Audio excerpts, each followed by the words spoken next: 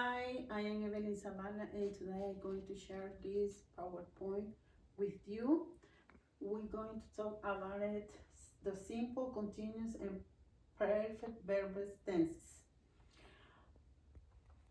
Understanding the present perfect tense and present perfect continuous active and passive voice.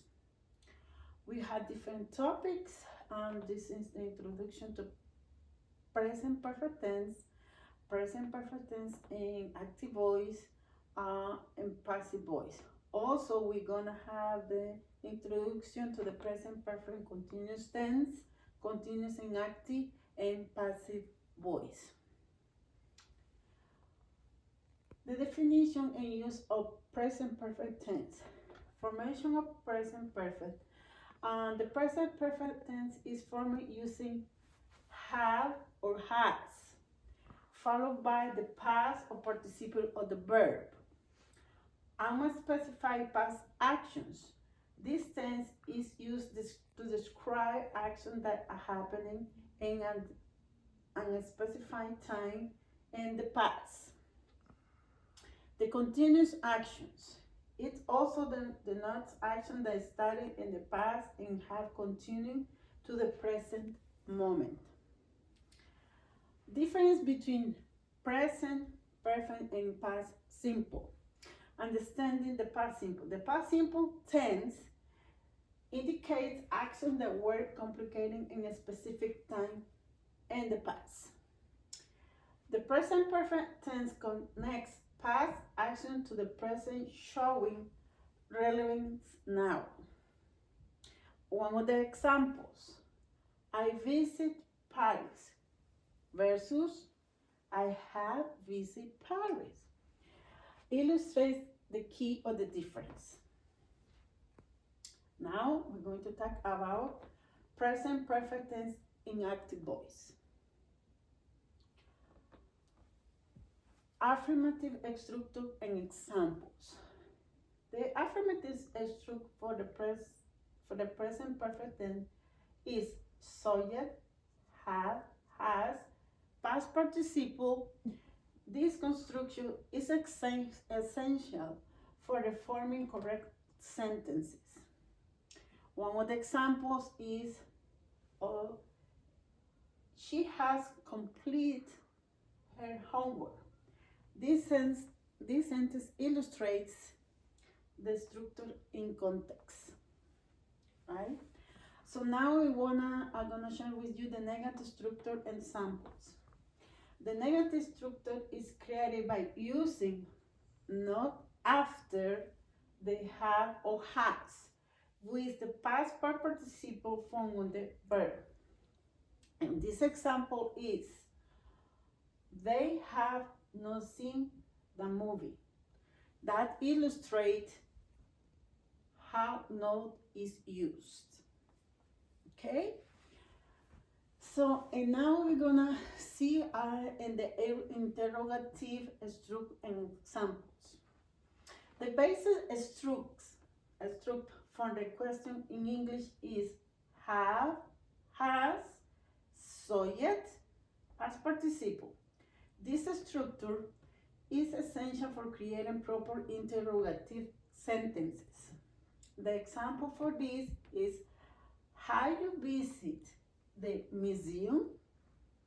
This demonstrates the application of the interrogative form in a real world context. Next, present perfect tense in passive voice.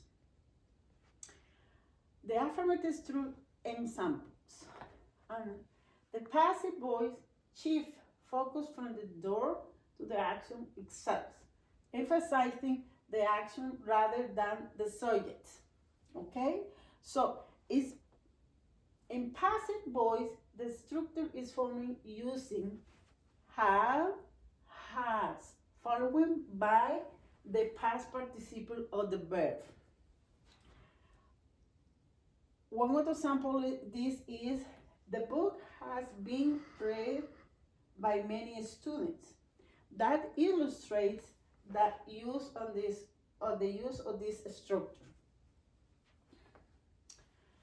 The negative structure, passive voice structure.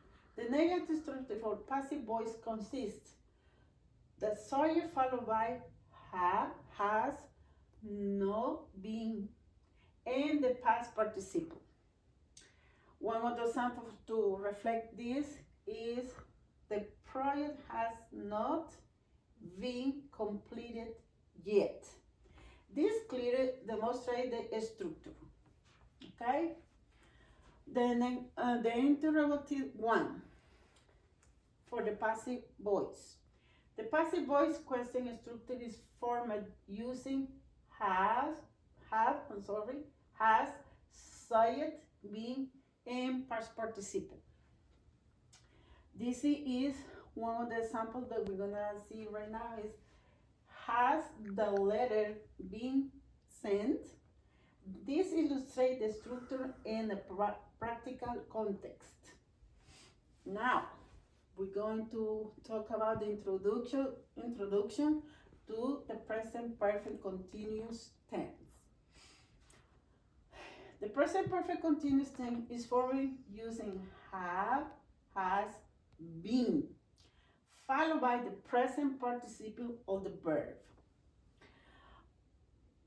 This tense indicates actions that began in the past and continue to the present or have presently finished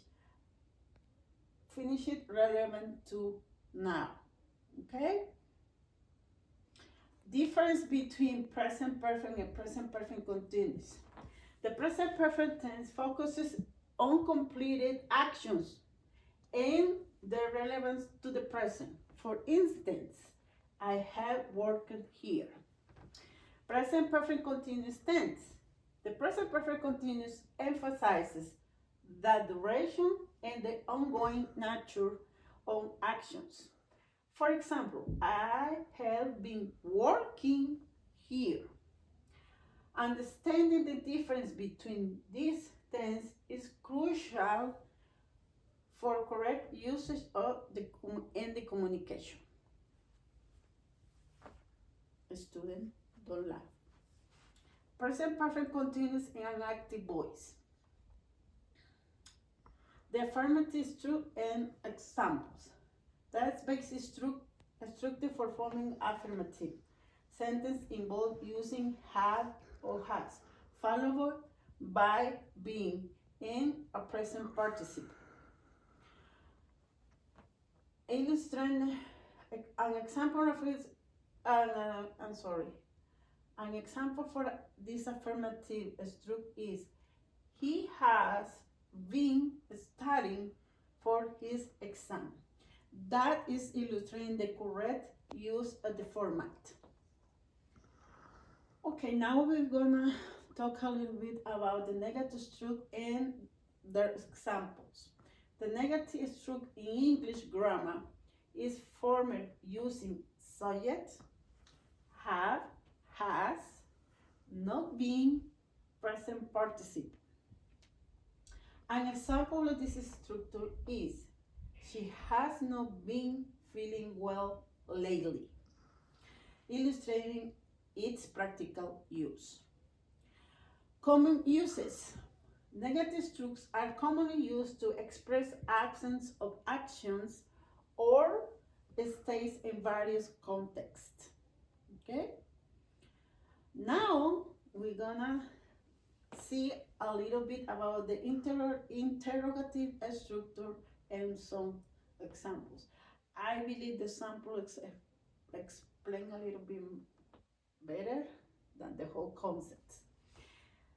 The basis structure for forming questions in English is have, has, subject, been, and the present participle. This format is essential for constructing inquiries about ongoing actions. One of the examples is, have you been waiting long? Which demonstrates the correct application to the interrogative form. Okay? Present perfect continuous passive voice. and their affirmative structure examples. The passive voice affirmative structure uses the format subject, have, has been, past participle. One of the examples is the work has been done by the team, showcasing the practical use. Now we're going to take a little cup of coffee. The negative structure in examples. The negative structure form using subject, have, has, not been, past participle to indicate a lack of action. This is the example for this structure is the task has not been completed on time. This illustrates the practical use. Now we're going to see the interrogative structure for the passive voice. The interrogative form of passive voice uses the structure have, has, subject, been, past participle.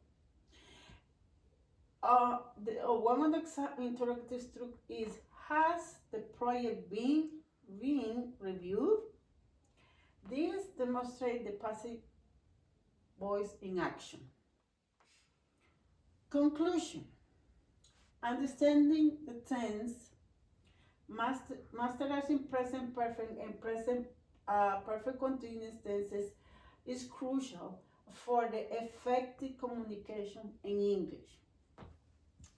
In addition to that, active and passive voice, recognizing the structures in both active and passive voice helps clarify sentence meanings.